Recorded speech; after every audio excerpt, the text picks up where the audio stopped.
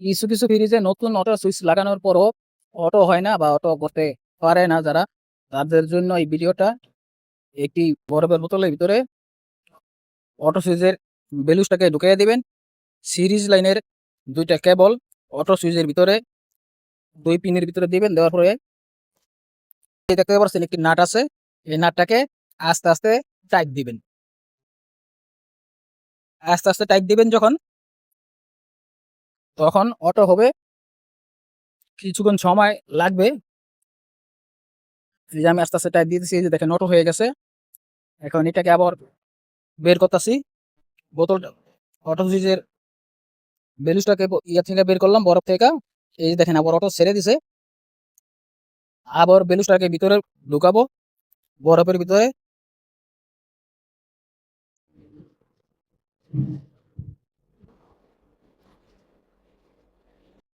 এই যে ঢুকাইলাম বরফের ভিতরে। একটু সময় লাগবে, সাথে সাথে তো হবে না। সাথে সাথে করার জন্য আপনাকে আবার আমি ভিডিওটা করলাম শুধু আপনাদের দেখানোর জন্য। সাথে সাথে করার জন্য প্রয়োজনে আবার যে নাটার কথা বলছি, ওই নাটাকে টাইট দিবেন আবার হালকা। এই যে সাথে সাথে হয় না, সেই জন্য আর কি আমি নাটটাকে টাইট দিব। একটু সময় নিতেছে। আমি আবার বেলুসটাকে ভালো করে বরফের ভিতরে দিলাম। দেওয়ার পরে এখনো পর্যন্ত অটো হইতাছে না। এই যে নাটটা দেখতে পাচ্ছেন, নাটটা লাড়া দিছি পরে অটো হয়ে গেছে। এটাকে হালকা হালকা করে আর একটু টাইট দিয়ে দিবেন। এখন বের করলাম বরফের ভিতর থেকে বেলুসটাকে বের করলাম। এই যে এখানে ঠান্ডা হয়েছে, তো ঠান্ডাটা ছাড়াই দিলাম। দেখেন আবার অটো ছেড়ে দিছে। আবার দেখবেন বেলুসের ভিতরে, বেলুসটাকে বরফের ভিতরে দিতেছি। অটো সুইচের বেলুসটাকে বরফের ভিতরে দিতেছি। এই যে দেখেন আবার অটো হয়ে গেছে।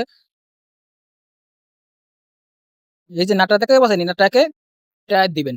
এই যে দেখেন আবার অটো ছেড়ে দিছে। আবার বরফের ভিতরে বেলুসটাকে দিতেছি।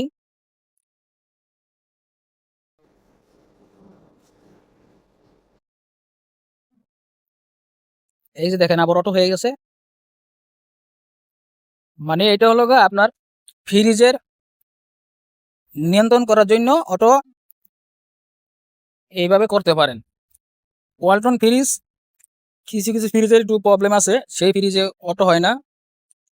সেই জন্য এই পদ্ধতি ব্যবহার করতে পারেন। অনেকে এটা জানেন না। বা ভিডিওটা ভালো লাগলে শেয়ার দিয়ে দিন।